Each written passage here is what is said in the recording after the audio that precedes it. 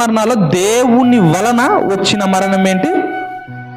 ఈ శరీరాన్ని, ఈ దేహాన్ని ఆత్మ వదిలేయడమే మొదటి మరణం అని దేవుడు చెప్పాడు. ఎందుకంటే అది పాపం చేసిన వాళ్ళకి ఆ మరణం వస్తుంది, అలాగే పాపము చెయ్యని వాళ్ళకి కూడా మరణం వస్తుంది.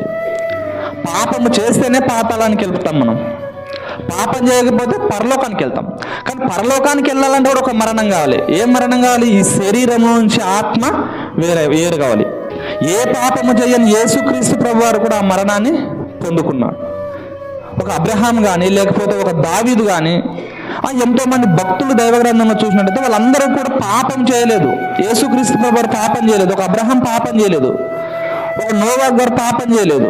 ఈ తరంలో నీవే నా ఎదుట నీతిమంతుడుగా ఉన్నావు అంటాడు నోవాహు గారిని. అంటే పాపం చేయలేదైనా.